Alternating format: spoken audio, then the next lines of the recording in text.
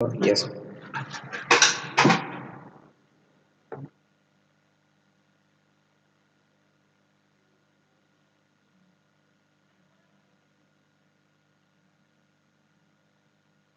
Good morning, everyone. I'm Hanan, the Ganges house captain.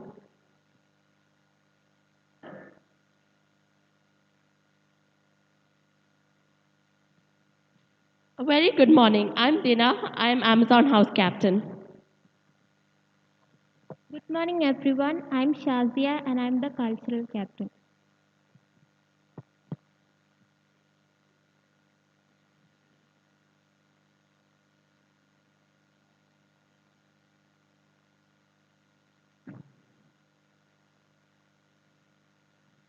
E safety, what is it and why should we practice it? Let us find out what e safety is with the help of the student council team. I hope you're all ready to learn something new. In simple terms, e safety refers to the act of staying safe online. It is also known as e safety, online safety, internet safety, and cyber safety.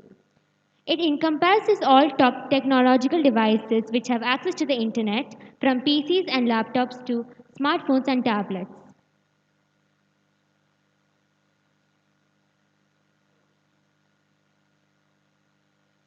Jack is trying to host a party at his house. Then he decides to post his address and phone number publicly on social media. What are your views and opinions on it? Is this something good to do? Can anyone tell me? Why so?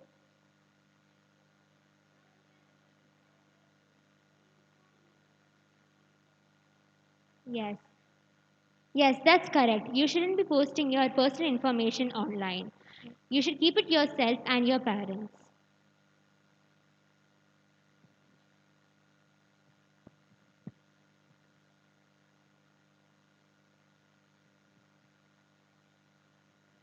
We all know that the internet has become a part of our life. It's the grain of our existence. Surviving without it is a big challenge these days. And people across the globe are connected because of this internet. And we use it in our daily life like education and shopping, banking, etc. And this makes us understand that the internet is something which we can't avoid.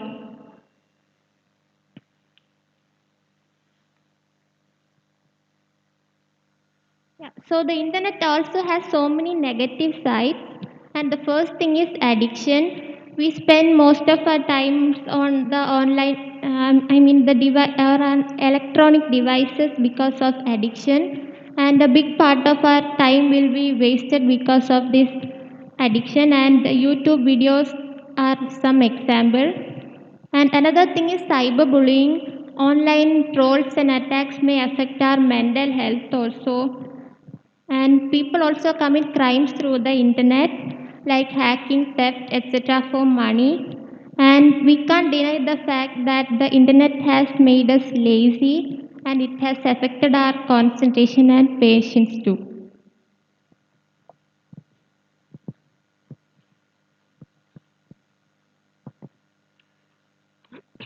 The basic definition of e-safety is being safe on internet. But why should we know about this broad concept? If you know your information about e-safety, you can prevent yourself from being hacked or can escape cyber attacks from people who want to harm you. But now a different question arises. What is cyberbullying? Cyberbullying is bullying that takes place through internet. It can take place in various online platforms such as social media, gaming platforms, message platforms, etc. Let us now watch a video to know how gaming platforms are now getting hacked.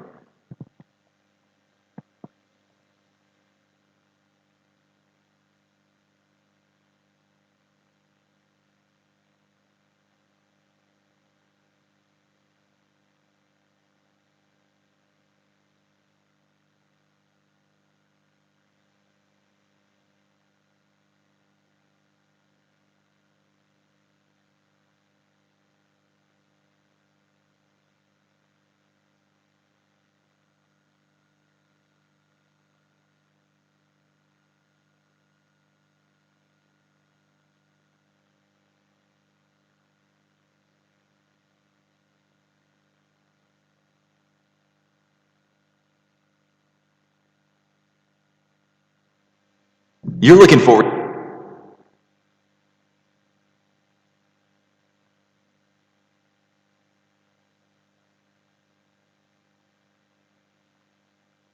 You're looking forward to a nice, straightforward game of Among Us. Well, as straightforward as a game can be when you're trying to spot the alien imposters on a rapidly collapsing spaceship, but you know the rules of the game, and you know what to expect. Wait, why did that guy just vent immediately after completing a task? Only imposters can vent. And did someone just kill another player from across the ship? And who the heck is Eris Loris? The answer's the same for all three. Your game of Among Us has been hacked, and it's far from the first time. Why has this game become the biggest target for game hackers in the online gaming world? Among Us is far from the first game to become a target for cheating and hacking, but there are a number of elements that make this tense game of survival and deduction one of the most inviting. The first is it's been sitting there mostly undetected for years. When it was released as an independent game, giving a sci-fi twist to the classic games like Mafia and Werewolf, it slipped under the radar. Created by a small team of programmers at a gaming startup named Inner Sloth, it didn't get much attention until 2020 when gamers with a lot of time on their hands discovered it and started posting streams of their games on Twitch and YouTube. Suddenly, these popular influencers brought a massive new audience to the game. And with a massive new audience came less than savory elements looking to take advantage. Among Us has two main points for hacking. The first is the game mechanics itself, where users can upload code and hacks to affect how their character plays to give themselves an advantage. This can be relatively minor changes, like letting the character move faster or move through walls.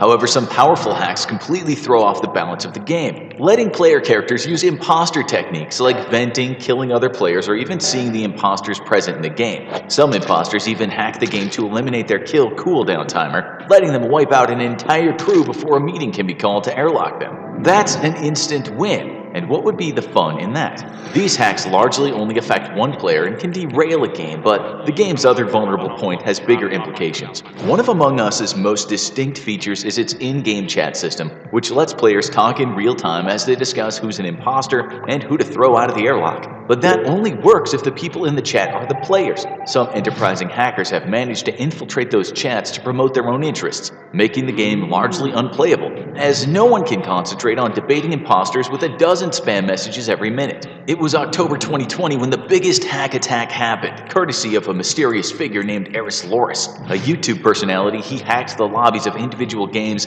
and started spamming their chats with promotions for his YouTube and Discord pages, along with political messages that were designed to inflame tensions. Nothing lightens up a little game of suspicion and murder like politics, right? He soon escalated by threatening to hack the accounts of individual players who didn't subscribe to his YouTube channel. Making it worse, his pages were full of adult content in a game that was becoming increasingly popular with kids. So why did this master hacker derail one of the most popular games in the world? He gave an interview on his Discord server in late October, boasting that he had only spent 6 hours developing the bot responsible for the hacks, and he used a team of 50 volunteers to build a botnet. It was a small operation targeting a small game, but with a massive impact. It impacted almost 5 million players in 1.5 million games, and Eris Loris claimed that he hoped it would actually impact the United States presidential election. That may not have played out, because most players were probably just ready to airlock anyone who talked to them about politics mid-game. So what is Among Us doing about the hacks? A day before the interviews, after the hacks had been ongoing, Inner Sloth posted an in-game message and on Twitter that they were aware of the hacks and were planning an emergency server update to make the game harder to hack. They warned of a risk in playing public games and expected to fix the hacking issues when they released an updated version of the original game in the future. But for right now, players have to stay alert and protect themselves, because the game's small team of hard-working designers was clearly not expecting to become the gaming world's top hacking target. A planned sequel was announced for the game shortly after it started taking off, but was later canceled because the team wants to focus on keeping the original fresh and safe. So how are players taking advantage of the lax security in this suddenly popular game? One of the most common ways to cheat in Among Us doesn't even involve hacks. It takes advantage of one of the game's own features. When players die, they become ghosts and can still help their team complete tasks in the game, but can only communicate with each other and can't influence the main game. But that only applies if the players play fair. A common cheat involves using public lobbies or third-party chat apps to communicate with players still in the game and spoil the identity of the imposter, allowing a friend to win and get revenge on the killer. After all, the only person who ever truly knows the identity of the imposter is the person who just got killed by them. This is usually followed by a quick end to the game as the imposter is out at the very next round. So how can Among Us players protect themselves and avoid game-ruining hackers? The first step is knowing how to spot a hacker from a mile away. One of the most common hacks affects the most important part of the game, the random assignment of crewmates and imposters. The ability to guarantee that the host would be the imposter was one of the first hacks released, and it was only the start of cheats that would unbalance the game in the imposter's favor. The host turned imposter could add cheat after cheat to turn what was supposed to be a game of deduction into a shooting gallery for an overpowered imposter. There's very little strategy to many of these games, with fully hacked imposters often wiping out entire crews before the first vote. There is, however, one tool that players can use to get a leg up on hackers. The more games of Among Us you play, the more likely you are to be able to notice something off in a player. While many of the hacks only affect the ability of the player using them, others impact the mechanics of the game itself. Some hacks have been used to shorten voting periods, making it impossible to fully discuss suspicions before it's time to cast a vote. After playing enough games, you'll notice the timing of a voting. You're looking forward to a nice, straightforward game of Among Us. Well, as straightforward as a game can be when you're. No, say. So now can anyone tell me what cyberbullying is? Do you guys have any idea what it is? Can I have your answer? Cyberbullying means online bullying, doing hacks and all the things. Can it affect you? Yeah, In what ways? Do you have any idea? like sending chat on many apps and cyberbullying, hacking all the games. Okay, thank you. Can I have your answer? Cyberbullying is like if in Among Us you are playing and someone send a link, you are thinking like, what is in this link? You press it, you will go and you will be hacked. Like it's something about hack. They are trying to uh, uh, like put the link and you press it, you will go to unhacked. Like Okay. Can I have your answer? cyberbullying means if someone bully you, you will feel uh, you will have a feeling bad feelings. Thank you. And what's your answer? Cyberbullying means bullying online. Like in online chats like social media of Instagram and YouTube, they say mean things about other people, which make them feel bad, and sometimes they force others to do something which they don't want to do. So you're saying it's not a good thing, right? Okay.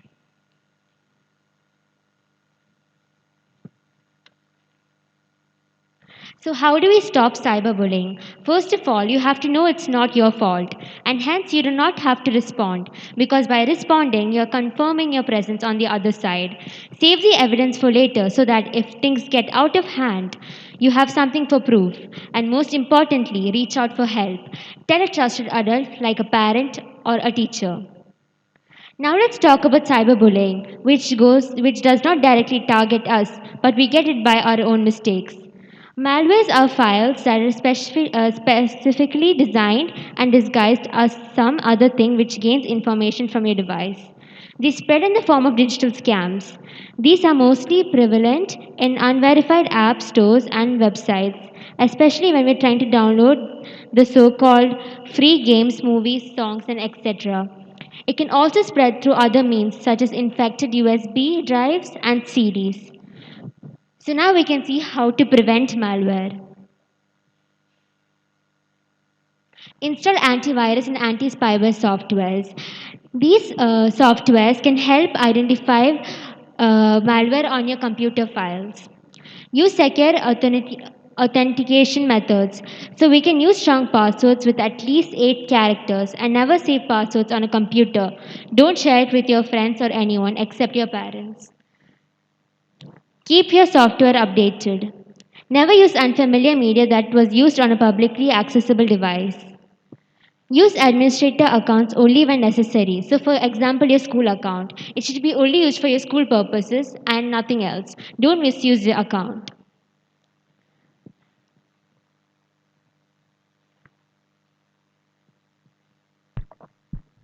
What can be done to protect ourselves online? Use strong passwords. So, as we said in the previous slide, you should use at least 6 to 8 characters and never share your password with others except your parents. Install security suites. Install antivirus and anti spyware programs and also make sure that your system is up to date. Hide your personal information. Don't add your personal information on sites other than for school or work. Don't click on strange looking links. Don't click on links that doesn't make sense or that you're unaware of. Last but not the least, educate your family about e-safety so that they also stay safe on the internet. Now we'll watch a video to understand more about cyber safety.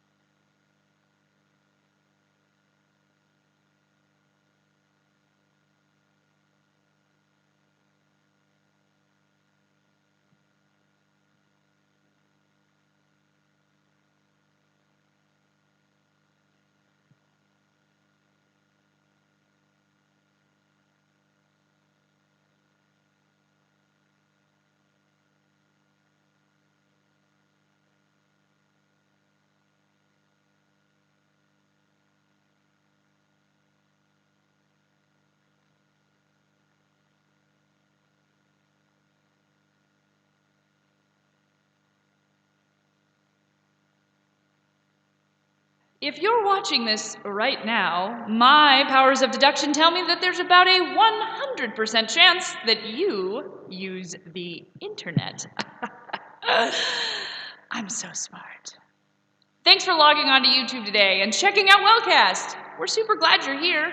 And since you've already conveniently placed yourself online, we're going to talk to you today about internet safety. Now, wait a minute. Okay, before you roll your eyes and say, my mom told me all about internet safety already, or my surf instructor explained to me the dangers of leaving information on the internet.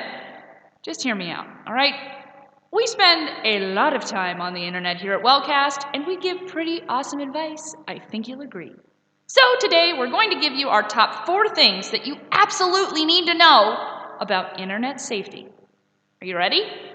Tip 1. The internet is forever, ever.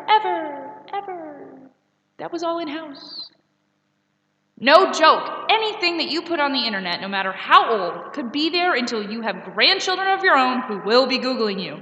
I mean, if Google is even still a thing in 40 years, who knows, maybe Bing can make a great comeback. So what do you do? Well, start by Googling your name, your phone number, your address, just to find out what's really floating around out there. Plus, it's kind of fun.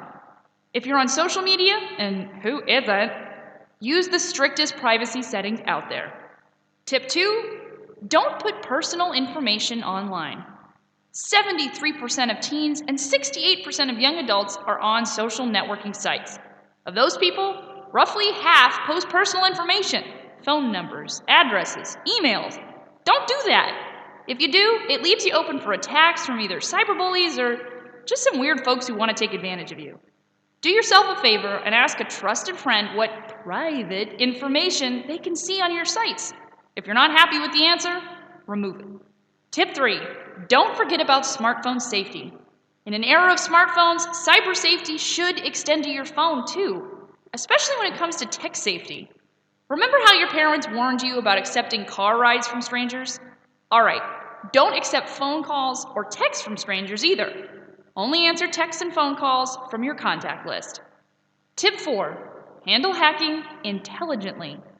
Part of being a member of the World Wide Web is being aware that no matter how careful you are, your account may get hacked. Getting hacked sucks, but it isn't the end of the world, and there are a few important things to do when you get hacked to ensure your safety. A, change that password and make the new one secure. Make it unpredictable. According to a CBS article, password was the most popular password of 2012, followed by 1, 2, 3, 4, 5, 6. People, we can do better than this. If you're really going for all out cyber safety, and you should, check to see if your email service provides two-step verification. It's not impossible, but that is a hard nut to crack. B, check your sent box and let any affected people know that you were spammed, especially if your account sent out a phishing link. Your friends deserve to know what's up. C, do a sweep of your computer with antivirus software. Alright, odds are, not only did you send something nasty out to your friends, you might have something nasty lurking in the recesses of your hard drive. D, back up your files. If there's a virus your computer doesn't catch, you don't want to lose everything. Okay, backing up files is totally a chore, but you'll be really happy you did it. Go ahead and invest in a cheap portable hard drive and keep it somewhere safe. To recap, remember these points. 1, anything you put on the internet will be there for a very long time. Believe me, I've thought a lot about this. 2, your personal information shouldn't be visible to everybody. 3, do not accept phone calls or texts from strange numbers. And 4, if you're hacked, change your password, check that sent box, and clean off your hard drive ASAP.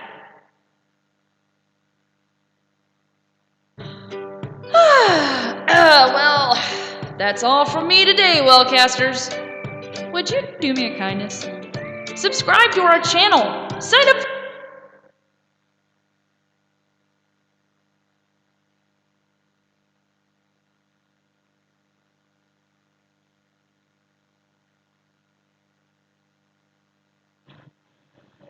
But now a different question arises. What is cyberbullying? Cyberbullying is bullying that takes place through the internet.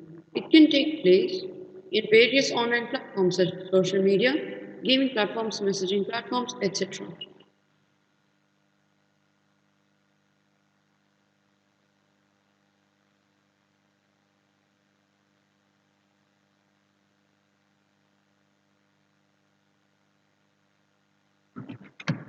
So, how do we stop cyberbullying? First of all, you have to know that it's not your fault, and hence you do not have to respond, because by responding, you're confirming your presence on the other side. Save the evidence for later, so that if things get out of hand, you have something for proof. And most importantly, reach out for help.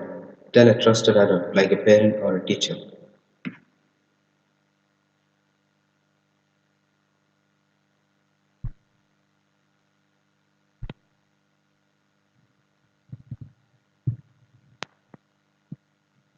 We hope you are aware of what all is happening in the internet, and we hope you will be following what we have told you. Thank you.